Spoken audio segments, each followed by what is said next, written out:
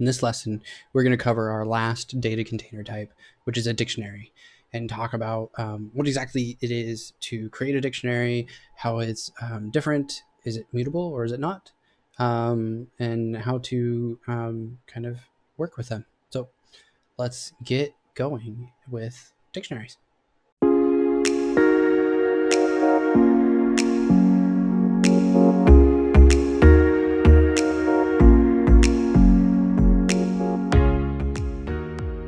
So what exactly is a dictionary? You can literally think of a dictionary just like a dictionary in Python and programming as like a dictionary in the real world. So how do you work with a dictionary? Well, you open up a book, most likely probably online. You type in a word or you look it up, and then that word has a definition to it or a value. So that word you can think of like a key, right? You can think of that as like a name or a key to get into that. And then the value is the definition, right? So that definition is kind of that value that you get. Well, in dictionaries, it's very, very similar. You have this data container, very similar to lists and tuples, but the values are actually key value pairs. And so when you pass in a key to a dictionary, you also have to pass in a value for that dictionary, for that specific key. So it's a key value pair that's in there. You create dictionaries using curly brackets, or you can also use the dict constructor. Dictionaries are mutable, so that means that you can make changes to them on the fly. Dictionaries also don't have an order to them, so you can iterate through them, but they don't necessarily have an order. So for example, if you insert a value into a dictionary, it won't always come back in the same order that you inserted the key value pairs into them. Now, newer versions of Python, that actually is true. I believe from 3.6 on, it is true that it just so happens that the way that things work is when the order that you move it in, or the order that you insert it into, is the order that you get it out. But in older versions of Python, Python 2 for sure, that is not the case. And so you need to be aware of that. Just don't trust that the order of a dictionary is going to be in there. In fact, if you are relying on a dictionary to be ordered, then you might want to consider potentially a different data type. Specifically, there's even an ordered dictionary data type inside of Python. So kind of be thinking about that. One thing to take away also, though, is dictionary keys that you create, they must be mutable. So for example, they have to be an int or a float or a string or a Boolean or a tuple, which is kind of interesting that it could be actually a tuple for a key. So let's get into this. Let's talk about our dictionaries inside of there. So I'm going to create a new file, and we're going to call it dastardly dictionaries.py in there. So if dunder name is equal to dunder main, let's create Pokemon types. So we have this variable, Pokemon types, an assignment right here, and then a dictionary definition, which is using the curly brackets that's in there. Now we're going to do a key value pair. So we know that Pikachu is of type electric. And what we've done here is my key.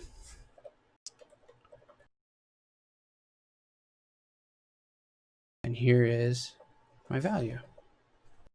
So there's my key value pair. So you have your key and then a colon and then your value. And then if I want to add more to these, I put a comma after my value. And now I'm going to add another one, Bulbasaur. Whoops. And Bulbasaur is of type grass. And then Charmander. That is of type fire. Like that. So now what we're going to do is we're going to print out our Pokemon types. And let's see what this looks like.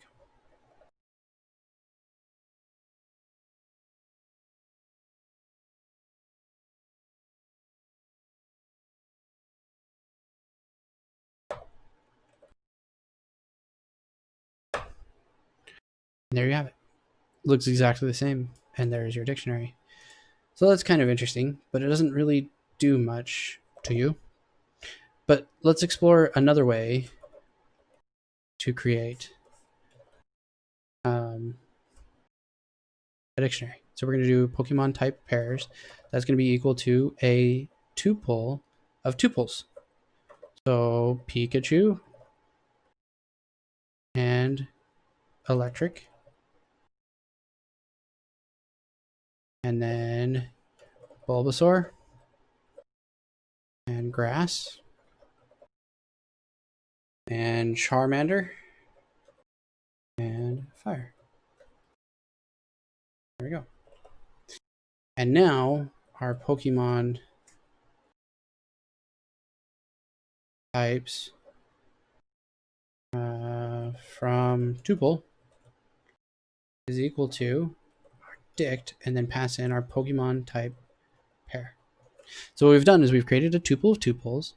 So each entry inside of this tuple is another tuple, which the first value is the key and your second value is the value that's in there. Let's print this up.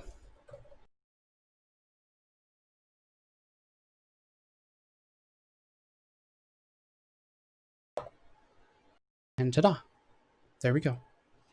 We have a dictionary set aside for us. So how do we access elements inside of our dictionary? Well, we do that by similar to how we do for lists. So let's call Pokemon types. And then what you do is you do a bracket, but instead of an index, such as like 0 or 1 or 2, you pass in the key that's in there. So Pikachu, like this. So let's print this out. And let's see how this works.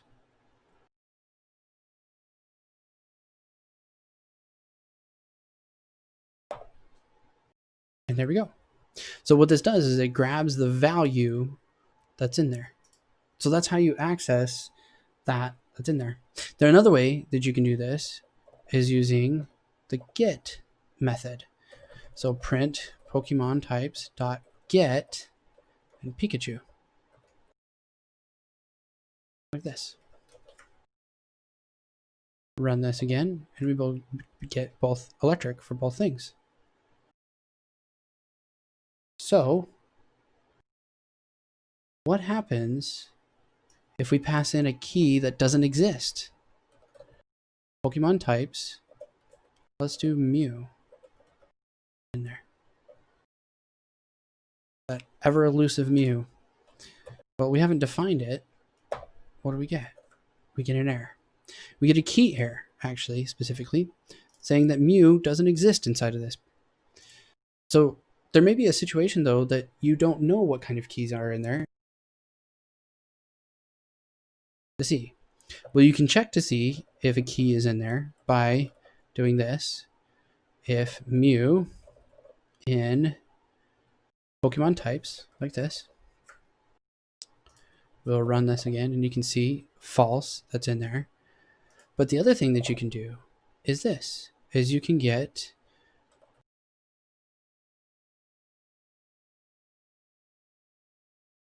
get Mew, and you're going to get a different result for this. You're going to get none. What is this none that we speak of? Well, Python has this interesting constant called none. So the none type, let's drop into our IPython shell, and let's look at this none. So it's actually a none type. It has its own type, its own condition, or its own type and data type inside of Python. And what it means is it's meant to represent something of none in there. There's nothing there, or nothing was available. So by default, when we do a get, then it'll actually come out as none. In reality, what we may want to do is do something else. So we don't know what the type is, but we don't want to necessarily raise a error for that. So let's run this again, and we can see that Mew is not in Pokemon types, and so therefore when we do get, we get the value of unknown because Mew isn't there. Now if I do Pikachu again,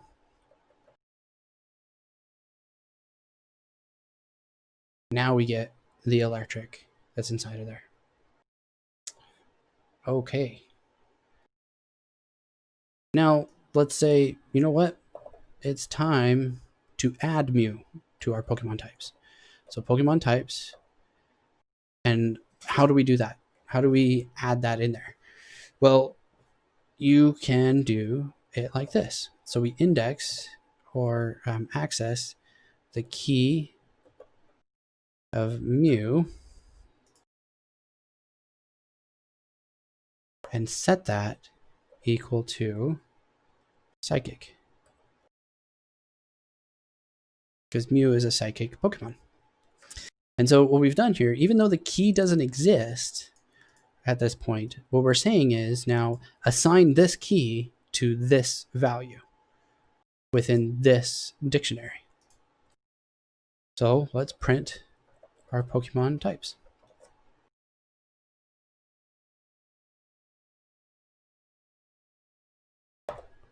And now we can see Pikachu's in there, Bulbasaur's in there, Charmander's in there, and now Mew is in there as well. Pretty neat, huh? So let's see here. Let's add another one. Let's add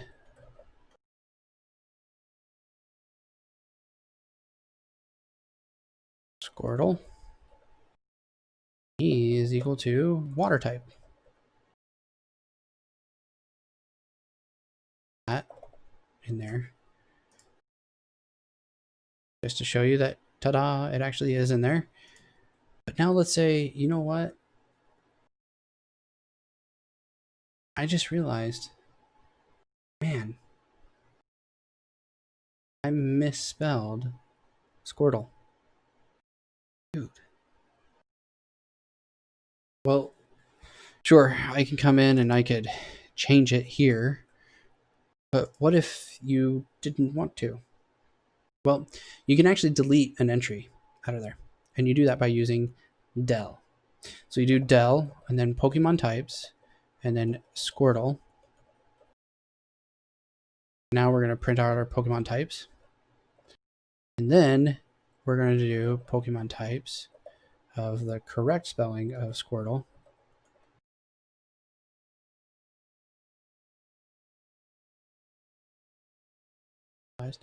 And that's equal to water.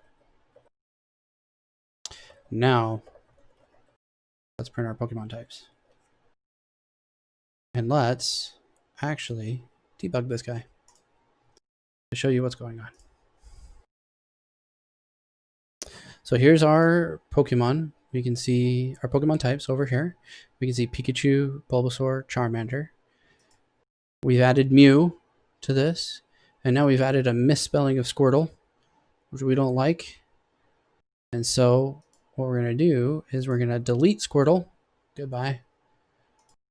And now add the correct Squirtle to this that's in there. And you can see he got added properly in there. Okay. If you're given a dictionary and you don't necessarily know what keys are in there, then what you can do is iterate over those keys. So for key in Pokemon types dot keys, like this. And let's print out the key like this.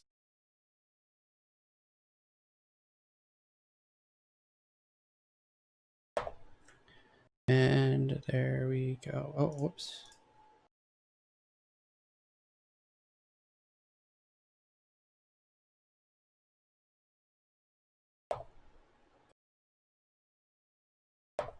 There we go.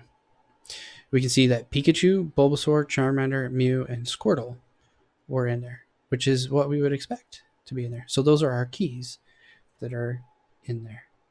And so we can iterate over those keys.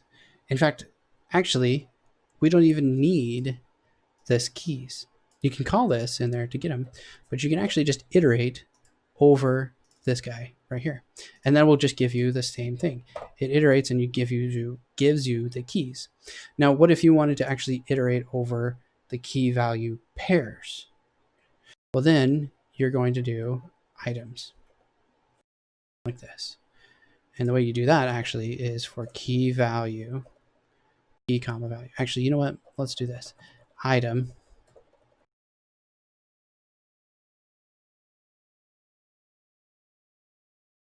Clear this. Run this, and now you can see here is the key value pair. It's a tuple with the first entry being your key and the second entry being the value that's in there. Now you can actually unpack this even further by doing key comma value from Pokemon.types, and what that does is that will give you the items. So this will give you the key and the value, and so we're going to print key and then print value. Actually, let's do this. Print Pokemon key is of type value.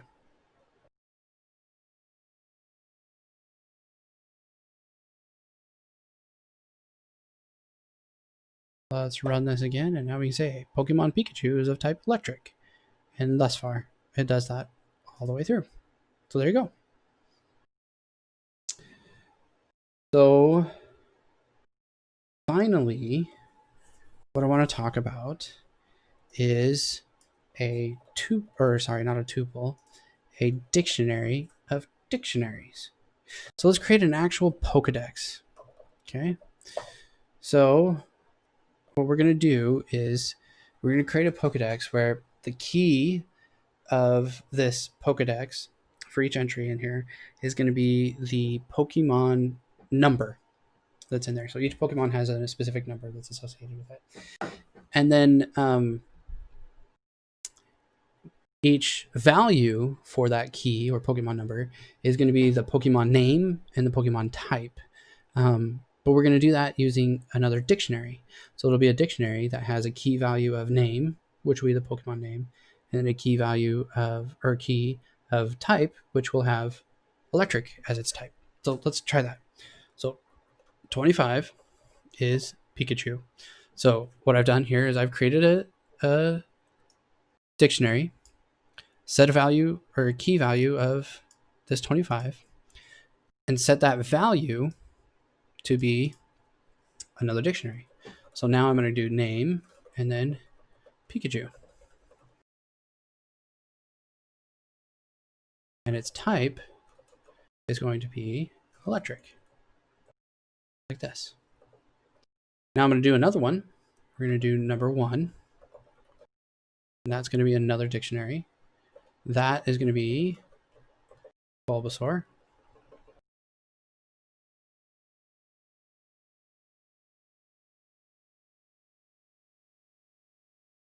And its type is going to be grass. And finally, let's do one more, 4, which is, you guessed it, Charmander. And its type is fire.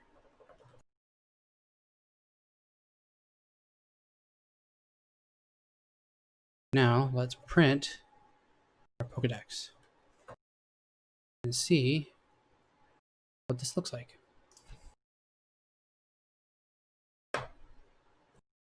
Oops, I messed something up. What did I mess up? A syntax error around fire. So Oops, I forgot name. There we go. Ta-da. And there we go. And now you can see we've got each a key here and and values of dictionaries. So it's a dictionary within a dictionary. So how do we access a specific value inside of those dictionaries? Well, let's kind of see that. So there's the Pokedex. Let's print and then Pokedex of 25 and see what that gives us.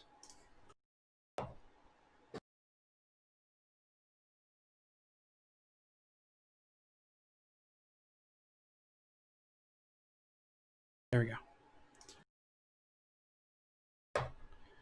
So we have this, and now we've printed out item 25 or key 25, which is giving us another dictionary. So since that gives us a dictionary, we can then index inside of that dictionary inside of that. So now let's look at the name like this.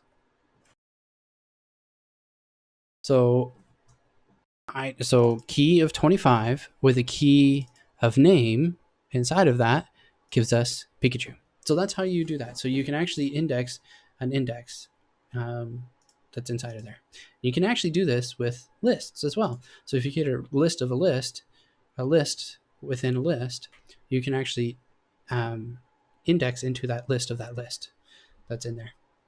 So there you go. That is dictionaries for you. We talked about how to create dictionaries through the normal curly bracket place, or even doing tuple of tuples. We talked about how to access them, how to add items, how to remove items, and then we talked about some nested dictionaries as well. In the next video, it's going to be really short, but we're going to talk about which of these data types you should pick and for what types of situations you should pick them for.